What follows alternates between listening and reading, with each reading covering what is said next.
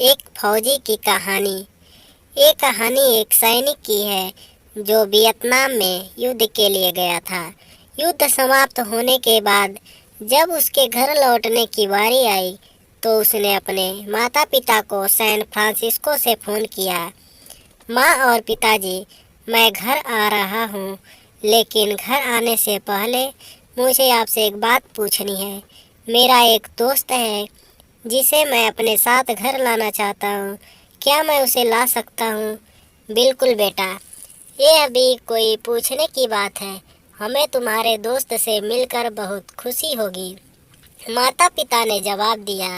लेकिन पहले एक बात आप लोग जान लें, सैनिक बोलता गया। युद्ध में वह बहुत बुरी तरह घायल हो गया है। उसने एक बारूदी सुरंग पर पैर रख दिया था और उसमें उसने अपना एक हाथ और पैर गंवा दिया है। उसके पास कोई जगह नहीं है जहां वो जा सके, इसलिए मैं उसे अपने साथ रहने के लिए लाना चाहता हूँ। उसकी यह बात सुनकर उसकी माँ बोली, बेटा, तुम्हारे दोस्त के बारे में जानकर हमें बहुत दुख हुआ। हो सकता है हम उसके रहने के लिए कोई जगह तलाश कर सके।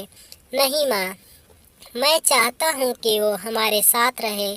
लेकिन बेटा, अब पिता ने कहा, तुम समझ नहीं रहे हो, तुम क्या चाह रहे हो। इस तरह का अपाहिज व्यक्ति हमारे लिए कितना बड़ा बोझ होगा। हमारी ज़िंदगी अपनी ज़िंदगी है जीने के लिए, और हम नहीं चाहते कि इस तरह की कोई भी परिस्थिति हमारी ज़िंदगी में दखल दे। मेरे हिसाब से तुम्हें अकेले घर आना चाहिए और अपने दोस्त को वहीं छोड़ देना चाहिए। वह अपनी ज़िंदगी जीने के लिए कोई न कोई रास्ता निकाल ही लेगा। सुनकर उस सैनिक ने फ़ोन रख दिया।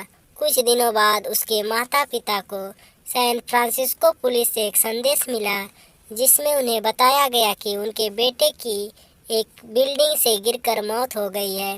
पुलिस के हिसाब से ये एक सुसाइड केस था। दुखी माता पिता ने तुरंत ही सैन फ्रांसिस्को के लिए फ्लाइट बुक कराई और वहां पहुंच गए। वहां उन्हें शहर के मुर्दा घर ले जाया गया ताकि वे अपने बेटे की पहचान कर सके।